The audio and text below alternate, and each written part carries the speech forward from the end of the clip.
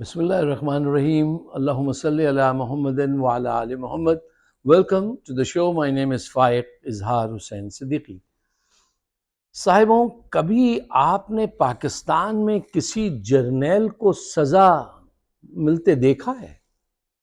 General نیازی کارنامے آپ کو پتہ ہے، 90,000 لوگوں کے ساتھ اس نے ہتھیار ڈالے تھے، مسلمانوں کی تاریخ بدل کے رکھ دی تھی.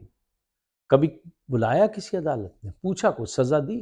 یا خان شراب پہ شراب ڈولتا رہا اور جنسی لذت حاصل کرتا رہا.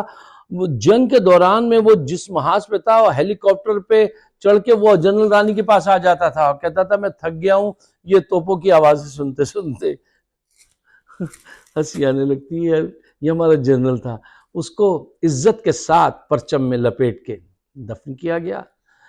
ضیاء کو، مشرف کو، باجوہ کو، کسی کو آپ نے دیکھا کٹہرے میں کھڑے ہوتے ہوئے کہ تم نے ملک کو اتنا اتنا نقصان پہنچایا ہے؟ کسی جرنیل کو کہ تم نے اتنی اتنی رقم لوٹی ہے؟ وہ نیوی والے تھے، وہ لاہور میں وہ جو وابڈا والے تھے، $400 ملین، کتنی کتنی رقمیں انہوں نے ماری.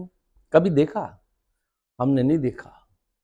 ہاں، ہم نے یہ دیکھا ہے کہ ایک منتخب وزیر اعظم کو ضیاء نے پھانسی پہ چڑھایا تھا، اور جب اس کی لاش لٹک رہی تھی تو اس کو برہنہ کر کے اس کے فوٹو بنوائے تھے اس کے اعضائے نرینہ کے.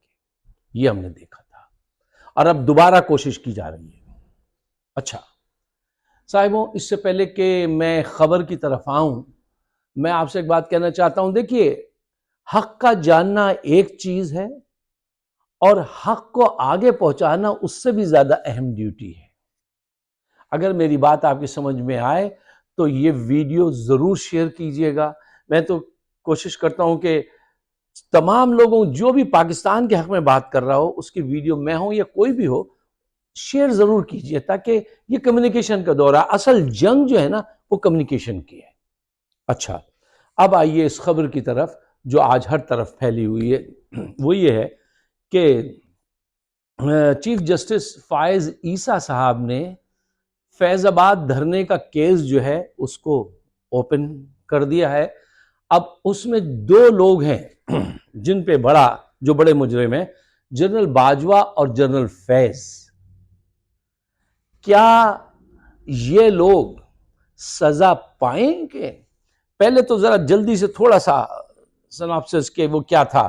دیکھیے، جو دھرنا دلوایا گیا تھا قبلہ مدظل علیہ فضل الرحمن صاحب کے ذریعے، اس کے پیچھے جنرل فیض اور جنرل باجوہ تھے کہ آپ دھرنا لائیے اور اس کی حکومت کو ٹوپل کیجئے عمران خان کی.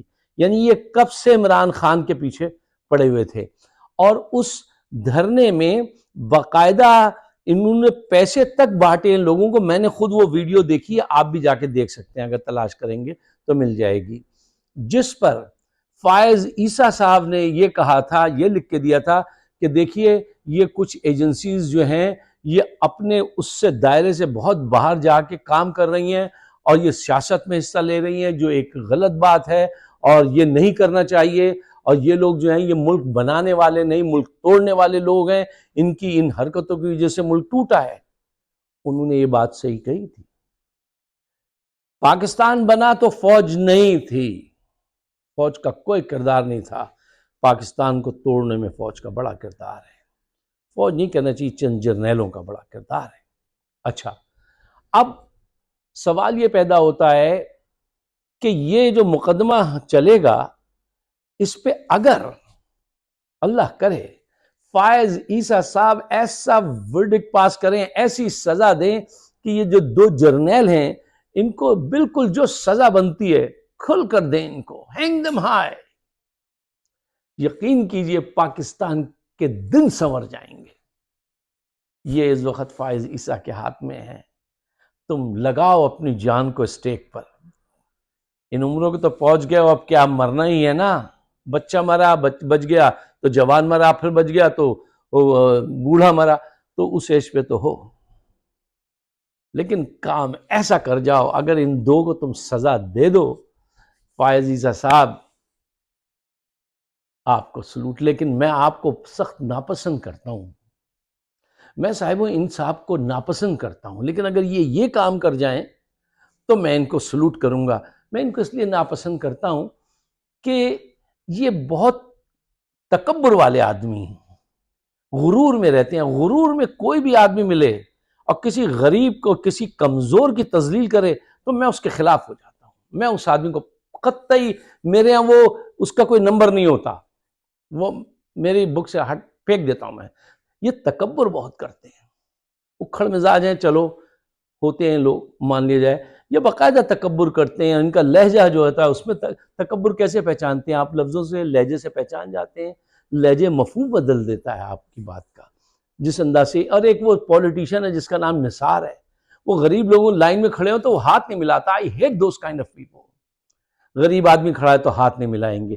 یہ بھی انہی لوگوں میں سے ہیں. لیکن اگر یہ کام کر جائیں کہ انصاف جو کہتا ہے آئین، اس کے حساب سے ان حضرات کو سزا دے دیں تو ان کو سلوٹ کیا جائے.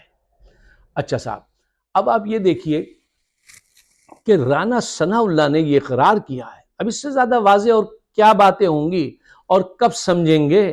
میں اپنے سارے جرنیلوں دوستوں سے بھی کہتا ہوں تم بھی سوچو، کہ ذرا سوچو تو صحیح. اس نے کھل کے یہ اقرار کیا ہے کہ ہم سے عمران خان نہیں سنبھالا جا رہا تھا، ہم اسے شکست نہیں دے پا رہے تھے، تو ہم نے باجوہ کے ساتھ مل کر ڈیل کر لی، اور ڈیل یہ کی کہ ہم تمہیں 3 سال کے لیے ایکسٹینشن دلائیں گے تمہاری ملازمت پر، اور تم جو ہے وہ اس سے عمران خان سے ہماری جان چھڑاؤ گے.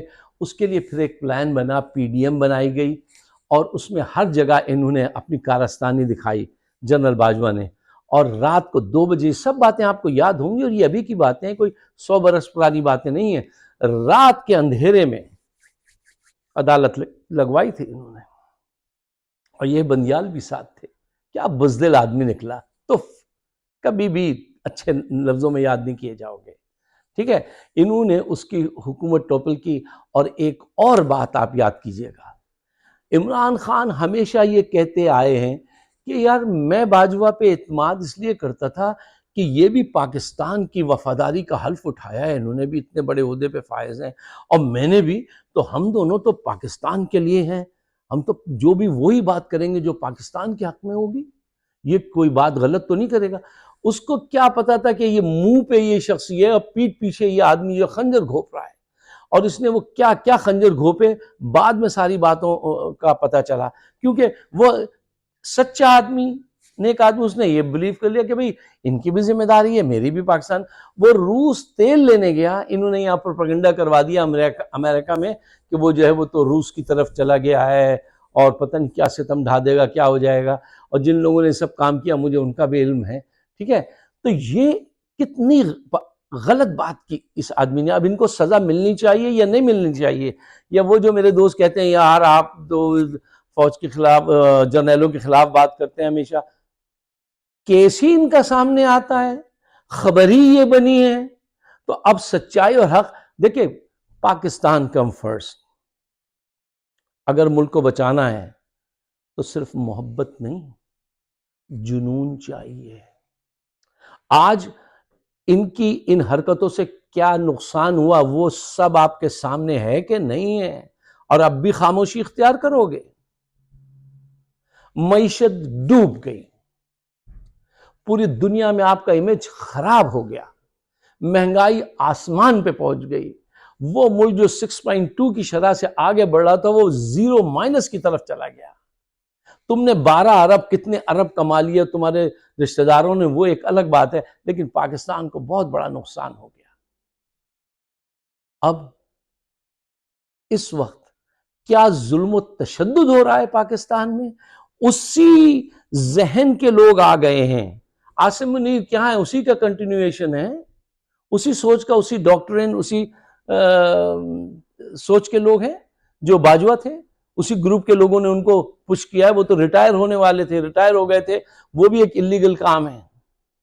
چلو اس پہ خاموش ہو جاتے ہیں کہ یار وہ مزید مسائل پیدا ہوں گے اس وقت، چھوڑو اس بات کو کہ ان کا اللیگل اپوائنٹمنٹ ہے، چھوڑو اس بات کو، آگے بڑھو. لیکن کتنا چھوڑو کتنا آگے بڑھو. خالد جمیل کو آج انہوں نے جرنلسٹ انتہائی دیانتدار آدمی اس کو پکڑ کے اندر کیا ایک ٹویٹ پر.